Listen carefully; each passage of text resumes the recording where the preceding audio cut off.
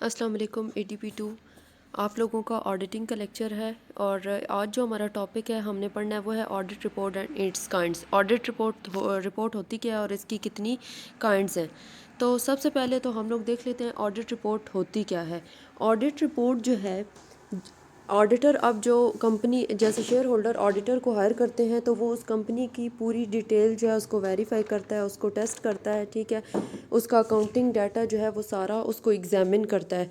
तो उस डाटा को एग्जामिन करने के बाद जो ऑडिटर एक रिज़ल्ट देता है ना, उसको हम ऑडिट रिपोर्ट कहते हैं। वो पेपर वर्क में उसकी सारी डिटेल बयान करता है कि उसने इस कंपनी का ऑडिट किया तो उसने इसमें क्या क्या देखा, क्या क्या सिचुएशंस थी और डाटा कितना जो है वो रिलायबल है। रिलायबल का मतलब ये है कि वो कितना काबिल भरोसा है, उस पर कितना हम डिपेंड कर सकते हैं। तो यहाँ पे ये सिर्फ शेयर होल्डर्स को फ़ायदा नहीं देती ऑडिट रिपोर्ट, यहाँ पे कंपनी के साथ रिलेटेड जितनी भी जो है वो पर्सनस होते हैं उनको वो फ़ायदा देती है। जैसे बैंक हो गए, इंश्योरेंस कंपनी हो गई, ठीक है। और वो अपना ओपिनियन देता है, यानी वो उसमें क्लियर बताता है कि आया वो उसने कंपनी का जब ऑडिट किया तो वो सेटिस्फेक्ट्री है या नॉन सेटिस्फेक्ट्री है।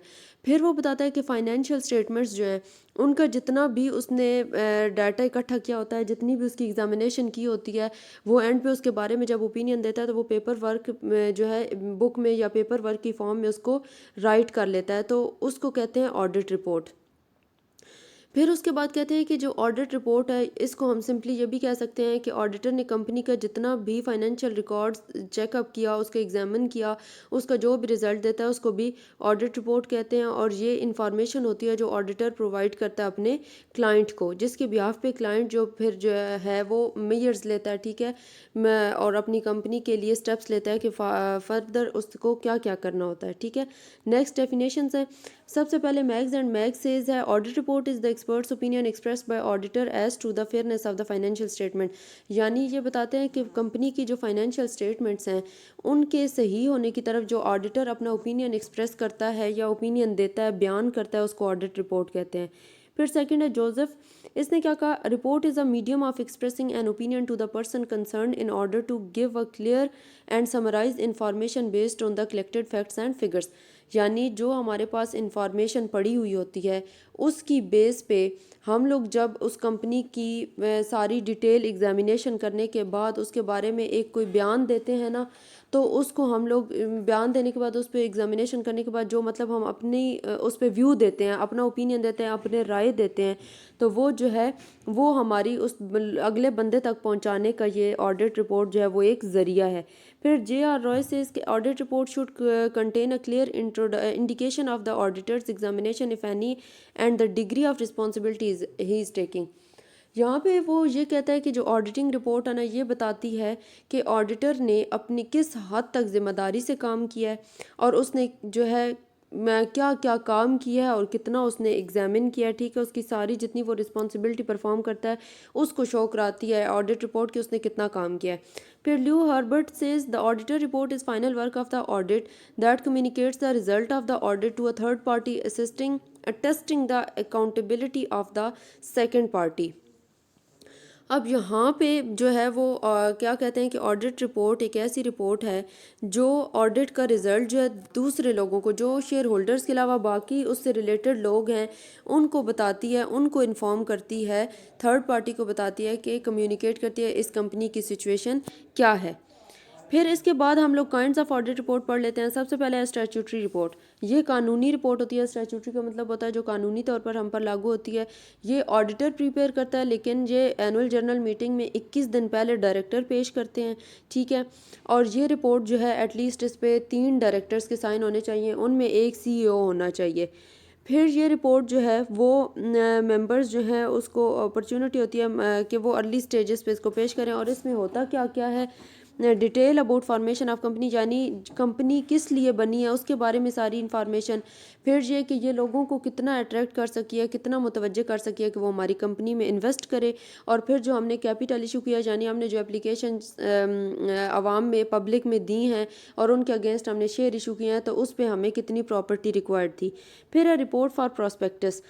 यहाँ पे अब प्रॉस्पेक्टस क्यों ज़रूरी होता है, जब भी कंपनी आगे से आगे बढ़ती जा रही होती है तो वो अपनी फाइनेंशियल स्टेटमेंट्स का रिकॉर्ड रखती जाती है क्योंकि जब भी पब्लिक हमारी कंपनी में इन्वेस्ट करती है तो वो उस कंपनी की फाइनेंशियल पोजीशन को चेक करने के बाद इन्वेस्ट करती है कि उसका पैसा डूब न जाए। तो प्रॉस्पेक्टस एक ऐसी किताब है या एक ऐसा है जिसमें हम इंस्ट्रूमेंट है जिसमें हमारी कंपनी के जो है 5 और 10 और 3 ईयर्स के जो है ना वो प्रॉफिट एंड लॉस का सारा जो है सेटअप उसमें बताया हुआ होता है। ठीक है, देख लेते हैं। Where a company is already carrying on a business increase its share capital by ways of sale of its share to the public और by issuing debenture has to issue a prospectus which include an auditor report recording last 5 year profit and loss account. अब जाहिर है अगर उसने public में share issue करने हैं, ठीक है, और कैपिटल कलेक्ट करना है तो वो ऑब्वियसली उनको पिछले 5 सालों का सारा रिकॉर्ड दिखाएगा कि उस कंपनी की फाइनेंशियल पोजीशन किस हद तक है। पहले तो उसमें प्रॉफिट एंड लॉस अकाउंट बताएगा पिछले 5 सालों का कि उनको प्रॉफिट हुआ है या लॉस। फिर dividend policy in the past 5 and particular of each class of shares on which dividend is paid और नॉट पेड। फिर वो बताएगा कि पिछले 5 सालों में उसने कितना कितना डिविडेंड पे किया है और उसके डिविडेंड पे करने की क्या पॉलिसी है। Assets and liability for the past 5 year. अब जितना हमारे असासे और जिम्मेदारियां पिछले 5 सालों में थी वो सारी भी लिखी होंगी ताकि उनको पता चले कि कंपनी इंसॉल्वेंट तो नहीं होने वाली। नेक्स्ट है फिर सॉल्वेंसी रिपोर्ट। अब सॉल्वेंसी रिपोर्ट यहाँ पे क्यों पेश की जाती है? जब कंपनी खुद अपनी मर्ज़ी से कंपनी जो खुद जो शेयर होल्डर्स होते हैं वो अपनी मर्ज़ी से अगर कंपनी को वाइंड अप कर रहे हो, बंद कर रहे हो, तो वो जो है एनुअल मीटिंग में तमाम बोर्ड ऑफ डायरेक्टर्स के सामने जो ये बताते हैं कि हमारी कंपनी सॉल्वेंट है, यानी वो अपने लाइबिलिटीज़ और अपने डेट्स पे करने के काबिल है, वो अपनी मर्ज़ी से अपनी कंपनी को जो है वो वाइंड अप कर रहे हैं। तो जब वो ये मीटिंग में बात करते हैं तो इस डिक्लेरेशन को रिपोर्ट की सूरत में ऑडिटर जो है उसने प्रिपेयर करना होता है। ठीक है, ऑडिटर जो है वो फिर एक रिपोर्ट प्रिपेयर करता है जिसमें वो बताता है कि ये इनकी डिक्लेरेशन जो है वो सच है, कंपनी वाकई सॉल्वेंट है और ये अपनी मर्ज़ी से वाइंड अप कर रहे हैं। Where it is desire to wind up a company voluntarily, यानी जानबूझ के खुद अपनी मर्ज़ी से, the majority of director including chief executive make a declaration in the meeting of the board of director that the company is solvent and company can pay its debt in full within a period not exceeding 12 months from the start of winding up the under section 362 2B, यानी वो 12 महीने के अंदर अंदर अपनी company के सारे date जो हैं वो पे करने के काबिल है। The auditor is required to make report on the company affairs in support of the director declaration of solvency, यानी अब डायरेक्टर ने जो डिक्लेरेशन की है कि वो कंपनी सॉल्वेंट है तो इसकी ऑडिटर ने एक रिपोर्ट पेश करनी है। This report is called solvency report which is to be submitted to registrar to wind up the company. और फिर जब ये रिपोर्ट प्रिपेयर हो जाती है तो वो रजिस्ट्रार को जो है वो सबमिट करा दी जाती है और इसको सॉल्वेंसी रिपोर्ट कहते हैं। फिर final report, the report which is submitted by the auditor after the whole audit work for the whole business duration has been completed is known as final report.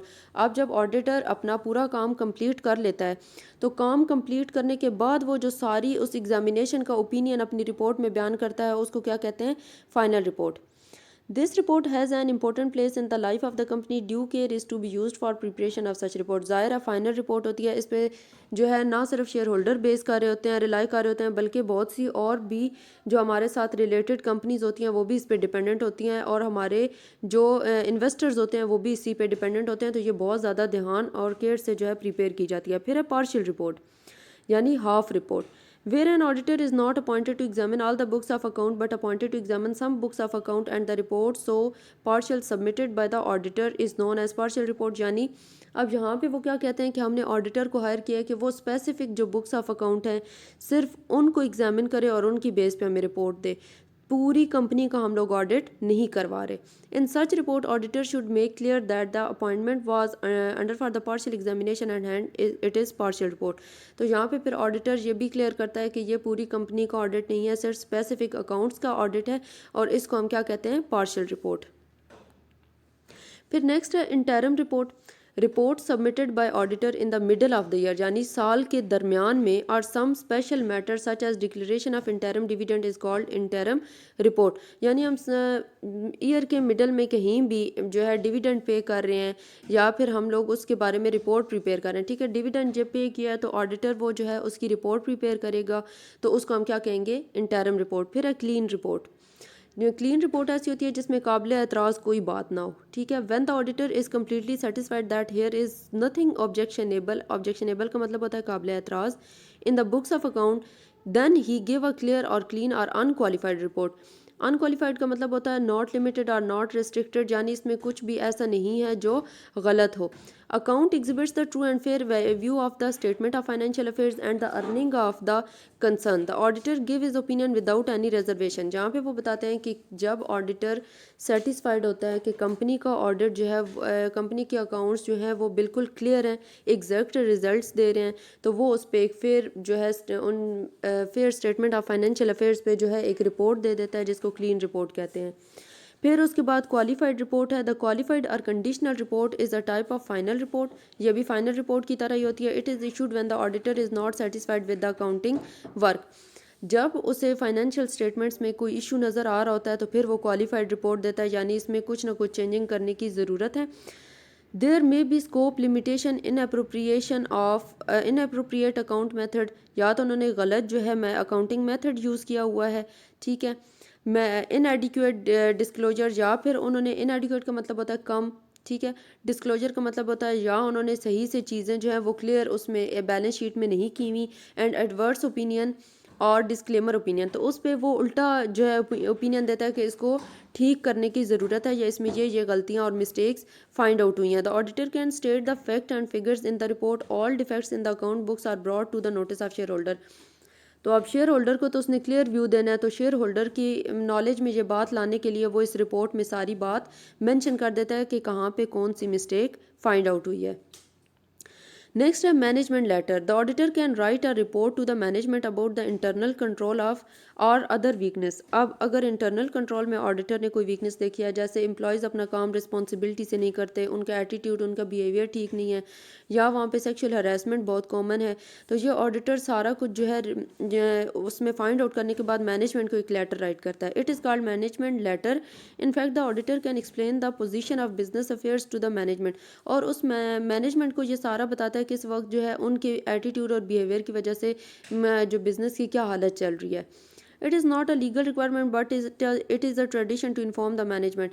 अब ये ज़रूरी नहीं है, ये कोई कानूनी तौर पे हमारे लिए ज़रूरी नहीं है कि हम लोग ये रिपोर्ट भी जो है मैनेजमेंट लेटर जो है हम लिखें, लेकिन ये बहुत ज़्यादा इसलिए ज़रूरी है मैं अपनी इंफॉर्मेशन के लिए ट्रेडिशनल, यानी हम अपनी अंदरूनी हालात को चेक करने के लिए ये लेटर जो है वो लिखते हैं और उनको आगाह करते हैं कि इसमें इम्प्रूवमेंट लाएं।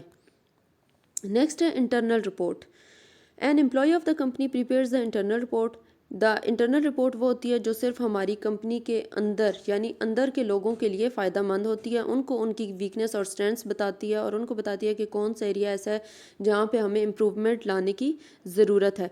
The internal auditor is expert in the field of audit work. ज़ाहिर है जो हमारा ऑडिटर है वो हमारी अपनी ही कंपनी का है, वो एक्सपर्ट है, तो उसे पता है कि उसने ऑडिट वर्क किस तरह परफॉर्म करना है। He can submit his findings to help the management. अब वो जो चीज़ वो फाइंड आउट कर रहा है ऑडिट के दौरान, तो वो जब मैनेजमेंट को बताएगा तो मैनेजमेंट उसको इम्प्रूव करने की कोशिश करेगी। In large scale business there is a need to test the efficiency of employees. अब एम्प्लॉयज़ की एफिशिएंसी को चेक करने के लिए ज़ाहिर है एक ऑडिटर हायर किया जाता है जो उनकी परफॉर्मेंस को टेस्ट कर रहा होता है। Internal report can suggest the ways and means to overcome the difficulties of business. तो अब बिज़नेस में जो प्रॉब्लम्स आ रहे हैं वो जैसे जैसे ऑडिटर फाइंड करता जाएगा, मैनेजमेंट को सबमिट कराएगा, तो उनको पता चलेगा कि हमने कौन सा अपना एरिया जो है उसको इम्प्रूव करना है और किस में किस को कितना प्रॉब्लम आ रहा है और एम्प्लॉयज़ की परफॉर्मेंस कैसी जा रही है। फिर इसके बाद है एनुअल रिपोर्ट, फाइनल जो हमारी सालाना रिपोर्ट होती है। An organization usually issue a report which includes it financial statement together with the auditor report on annual basis.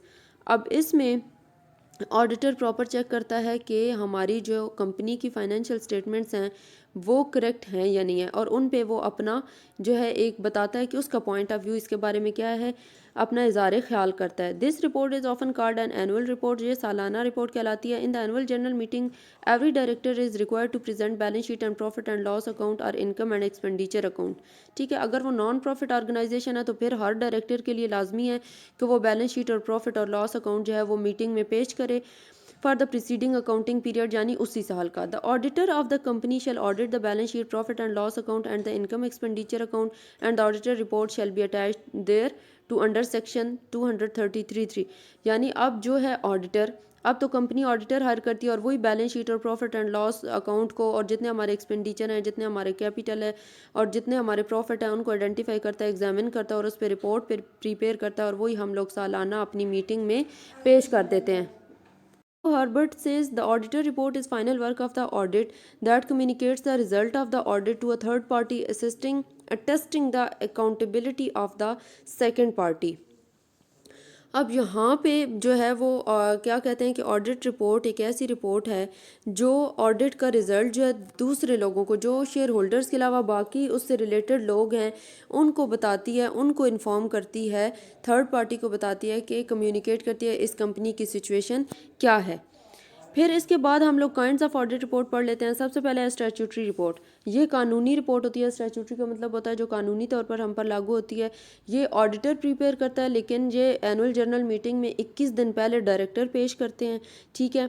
और ये रिपोर्ट जो है एटलीस्ट इस पर 3 डायरेक्टर्स के साइन होने चाहिए, उनमें एक CEO होना चाहिए। फिर ये रिपोर्ट जो है वो मेंबर्स जो हैं उसको अपॉर्चुनिटी होती है कि वो अर्ली स्टेजेस पे इसको पेश करें। और इसमें होता क्या क्या है, detail about formation of company, यानी कंपनी किस लिए बनी है उसके बारे में सारी इन्फॉर्मेशन। फिर ये कि ये लोगों को कितना अट्रैक्ट कर सकी है, कितना मुतवज्जे कर सकी है कि वो हमारी कंपनी में इन्वेस्ट करे। और फिर जो हमने कैपिटल इशू किया, यानी हमने जो एप्लीकेशन आवाम में पब्लिक में दी हैं और उनके अगेंस्ट हमने शेयर इशू किए हैं, तो उस पर हमें कितनी प्रॉपर्टी रिक्वायर्ड थी। फिर है रिपोर्ट फॉर प्रॉस्पेक्टस। यहाँ पे अब प्रॉस्पेक्टस क्यों ज़रूरी होता है? जब भी कंपनी आगे से आगे बढ़ती जा रही होती है तो वो अपनी फाइनेंशियल स्टेटमेंट्स का रिकॉर्ड रखती जाती है, क्योंकि जब भी पब्लिक हमारी कंपनी में इन्वेस्ट करती है तो वो उस कंपनी की फाइनेंशियल पोजीशन को चेक करने के बाद इन्वेस्ट करती है कि उसका पैसा डूब न जाए।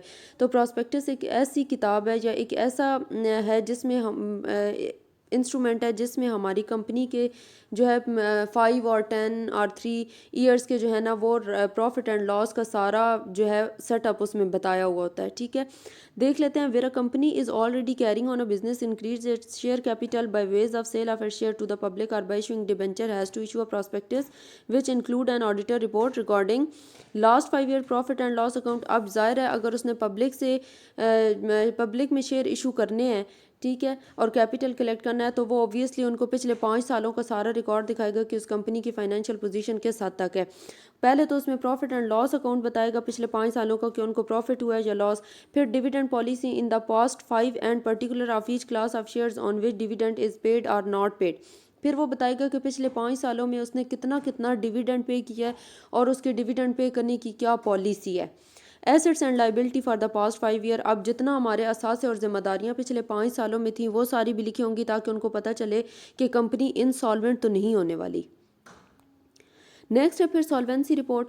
अब सॉल्वेंसी रिपोर्ट यहाँ पे क्यों पेश की जाती है? जब कंपनी खुद अपनी मर्ज़ी से कंपनी जो खुद जो शेयर होल्डर्स होते हैं वो अपनी मर्ज़ी से अगर कंपनी को वाइंड अप कर रहे हो, बंद कर रहे हो, तो वो जो है एनुअल मीटिंग में तमाम बोर्ड ऑफ डायरेक्टर्स के सामने जो ये बताते हैं कि हमारी कंपनी सॉल्वेंट है, यानी वो अपने लाइबिलिटीज़ और अपने डेट्स पे करने के काबिल है, वो अपनी मर्ज़ी से अपनी कंपनी को जो है वो वाइंड अप कर रहे हैं।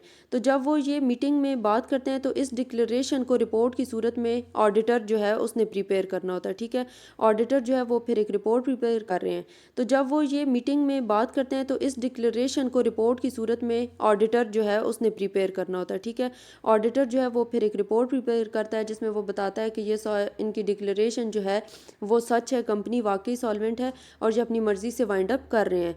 Where it is desire to wind up a company voluntarily, यानी जानबूझ के खुद अपनी मर्जी से, the majority of director including chief executive make a declaration in the meeting of the board of director that the company is solvent and company can pay its debt in full within a period not exceeding 12 months from the start of winding up the under section 362(2)(b, यानी वो 12 महीने के अंदर अंदर अपनी company के सारे date जो हैं वो पे करने के काबिल है। The auditor is required to make report on the company affairs in support of the director declaration of solvency, यानी अब डायरेक्टर ने जो डिक्लेरेशन की है कि वो कंपनी सॉल्वेंट है तो इसकी ऑडिटर ने एक रिपोर्ट पेश करनी है। This report is called solvency report which is to be submitted to registrar to wind up the company. और फिर जब ये रिपोर्ट प्रिपेयर हो जाती है तो वो रजिस्ट्रार को जो है वो सबमिट करा दी जाती है और इसको सॉल्वेंसी रिपोर्ट कहते हैं। फिर है final report. The report which is submitted by the auditor after the whole audit work for the whole business duration has been completed is known as final report. अब जब ऑडिटर अपना पूरा काम complete कर लेता है तो काम कंप्लीट करने के बाद वो जो सारी उस एग्जामिनेशन का ओपिनियन अपनी रिपोर्ट में बयान करता है उसको क्या कहते हैं, final report. This report has an important place in the life of the company. Due care is to be used for preparation of such report. ज़ाहिर है फाइनल रिपोर्ट होती है, इस पे जो है ना सिर्फ शेयर होल्डर बेस कर रहे होते हैं, रिलाई कर रहे होते हैं, बल्कि बहुत सी और भी जो हमारे साथ रिलेटेड कंपनीज होती हैं वो भी इस पे डिपेंडेंट होती हैं, और हमारे जो इन्वेस्टर्स होते हैं वो भी इसी पे डिपेंडेंट होते हैं. तो ये बहुत ज़्यादा ध्यान और केयर से जो है प्रिपेयर की जाती है. फिर है पार्शियल रिपोर्ट यानी half report, where an auditor is not appointed to examine all the books of account but appointed to examine some books of account and the report so partial submitted by the auditor is known as partial report. यानी अब यहाँ पे वो क्या कहते हैं कि हमने ऑडिटर को हायर किया है कि वो स्पेसिफिक जो बुक्स ऑफ अकाउंट हैं सिर्फ उनको एग्जामिन करे और उनकी बेस पे हमें रिपोर्ट दे, पूरी कंपनी का हम लोग ऑडिट नहीं करवा रहे. In such report auditor should make clear that the appointment was under for the partial examination and hand it is partial report. तो यहाँ पे फिर ऑडिटर ये भी क्लियर करता है कि ये पूरी कंपनी का ऑडिट नहीं है, सिर्फ स्पेसिफिक अकाउंट्स का ऑडिट है, और इसको हम क्या कहते हैं, पार्शियल रिपोर्ट. फिर नेक्स्ट है interim report. Report submitted by auditor in the middle of the year यानी साल के दरमियान में, और some special matter such as declaration of interim dividend is called interim report. यानी हम ईयर के मिडल में कहीं भी जो है डिविडेंड पे कर रहे हैं या फिर हम लोग उसके बारे में रिपोर्ट प्रिपेयर कर रहे हैं, ठीक है, डिविडेंड जब पे किया है तो ऑडिटर वो जो है उसकी रिपोर्ट प्रिपेयर करेगा, तो उसको हम क्या कहेंगे, इंटरम रिपोर्ट. फिर है क्लीन रिपोर्ट. क्लीन रिपोर्ट ऐसी होती है जिसमें काबिल एतराज़ कोई बात ना हो, ठीक है. When the auditor is completely satisfied that here is nothing objectionable, objectionable का मतलब होता है काबिल एतराज़, in the books of account, then he give a clear और क्लीन और अनक्वालिफाइड रिपोर्ट. अनक्वालिफाइड का मतलब होता है नॉट लिमिटेड और नॉट रिस्ट्रिक्टेड, यानी इसमें कुछ भी ऐसा नहीं है जो गलत हो. Account exhibits the true and fair view of the statement of financial affairs and the earning of the concern opinion without any reservation. जहाँ पे वो बताते हैं कि जब ऑडिटर सेटिस्फाइड होता है कि कंपनी का ऑडिट जो है, कंपनी के अकाउंट्स जो हैं वो बिल्कुल क्लियर हैं, एग्जैक्ट रिजल्ट्स दे रहे हैं, तो वो उस पर एक फेयर जो है fair statement of financial affairs पे जो है एक रिपोर्ट दे देता है जिसको क्लीन रिपोर्ट कहते हैं. फिर उसके बाद क्वालिफाइड रिपोर्ट है. द क्वालिफाइड और conditional report is a type of final report. ये भी फाइनल रिपोर्ट की तरह ही होती है. It is issued when the auditor is not satisfied with the accounting work. जब उसे फाइनेंशियल स्टेटमेंट्स में कोई इशू नज़र आ रहा होता है तो फिर वो क्वालिफाइड रिपोर्ट देता है, यानी इसमें कुछ ना कुछ चेंजिंग करने की ज़रूरत है. There may be scope limitation in appropriation of inappropriate account method. या तो उन्होंने गलत जो है मैं अकाउंटिंग मेथड यूज़ किया हुआ है, ठीक है, मैं इनएडिक्वेट डिस्क्लोजर, या फिर उन्होंने इनएडिक्वेट का मतलब होता है कम, ठीक है, डिस्क्लोजर का मतलब होता है या उन्होंने सही से चीज़ें जो है वो क्लियर उसमें बैलेंस शीट में नहीं की हुई. एंड एडवर्स ओपिनियन और डिस्क्लेमर ओपिनियन, तो उस पर वो उल्टा जो है ओपिनियन देता है कि इसको ठीक करने की ज़रूरत है या इसमें ये गलतियाँ और मिस्टेक्स फाइंड आउट हुई हैं. The auditor can state the fact and figures in the report. All defects in the account books are brought to the notice of share holder. तो अब शेयर होल्डर को तो उसने क्लियर व्यू देना है, तो शेयर होल्डर की knowledge में ये बात लाने के लिए वो इस रिपोर्ट में सारी बात मेंशन कर देता है कि कहाँ पे कौन सी मिस्टेक फाइंड आउट हुई है. नेक्स्ट है management letter. The auditor can write a report to the management about the internal control of और अदर वीकनेस. अब अगर इंटरनल कंट्रोल में ऑडिटर ने कोई वीकनेस देखी है, जैसे एम्प्लॉयज़ अपना काम रिस्पॉन्सिबिलिटी से नहीं करते, उनका एटीट्यूड, उनका बिहेवियर ठीक नहीं है, या वहाँ पे सेक्सुअल हरासमेंट बहुत कॉमन है, तो ये ऑडिटर सारा कुछ जो है उसमें फाइंड आउट करने के बाद मैनेजमेंट को एक लेटर राइट करता है. It is called management letter. In fact the auditor can explain the position of business affairs to the management. और उस मैनेजमेंट को ये सारा बताता है कि इस वक्त जो है उनके एटीट्यूड और बिहेवियर की वजह से जो बिज़नेस की क्या हालत चल रही है. It is not a legal requirement but it is a tradition to inform the management. अब ये ज़रूरी नहीं है, ये कोई कानूनी तौर पे हमारे लिए ज़रूरी नहीं है कि हम लोग ये रिपोर्ट भी जो है मैनेजमेंट लेटर जो है हम लिखें, लेकिन ये बहुत ज़्यादा इसलिए ज़रूरी है मैं अपनी इंफॉर्मेशन के लिए ट्रेडिशनल यानी हम अपनी अंदरूनी हालात को चेक करने के लिए ये लेटर जो है वो लिखते हैं और उनको आगाह करते हैं कि इसमें इम्प्रूवमेंट लाएं. नेक्स्ट है internal report. An employee of the company prepares the internal report. The internal report वो होती है जो सिर्फ हमारी कंपनी के अंदर यानी अंदर के लोगों के लिए फ़ायदा मंद होती है, उनको उनकी वीकनेस और स्ट्रेंथ्स बताती है और उनको बताती है कि कौन सा एरिया ऐसा है जहाँ पे हमें इम्प्रूवमेंट लाने की ज़रूरत है।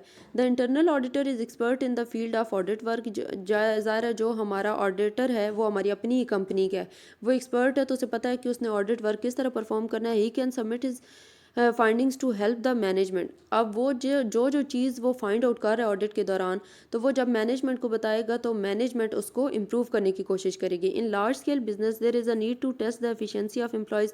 अब एम्प्लॉयज़ की एफिशिएंसी को चेक करने के लिए ज़ाहिर है एक ऑडिटर हायर किया जाता है जो उनकी परफॉर्मेंस को टेस्ट कर रहा होता है। Internal report can suggest the ways and means to overcome the difficulties of business. तो अब बिज़नेस में जो प्रॉब्लम्स आ रहे हैं वो जैसे जैसे ऑडिटर फाइंड करता जाएगा, मैनेजमेंट को सबमिट कराएगा, तो उनको पता चलेगा कि हम come the difficulties of business. तो अब बिज़नेस में जो प्रॉब्लम्स आ रहे हैं वो जैसे जैसे ऑडिटर फाइंड करता जाएगा, मैनेजमेंट को सबमिट कराएगा, तो उनको पता चलेगा कि हमने कौन सा अपना एरिया जो है उसको इम्प्रूव करना है और किस में किस को कितना प्रॉब्लम आ रहा है और एम्प्लॉयज़ की परफॉर्मेंस कैसी जा रही है।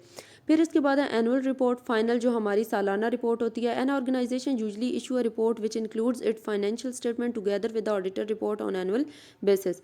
अब इसमें ऑडिटर प्रॉपर चेक करता है कि हमारी जो कंपनी की फाइनेंशियल स्टेटमेंट्स हैं वो करेक्ट हैं या नहीं है, और उन पे वो अपना जो है एक बताता है कि उसका पॉइंट ऑफ व्यू इसके बारे में क्या है, अपना इज़हार ख्याल करता है। This report is often called an annual report. ये सालाना रिपोर्ट कहलाती है। In the annual general meeting every director is required to present balance sheet and profit and loss account और इनकम एंड एक्सपेंडिचर अकाउंट।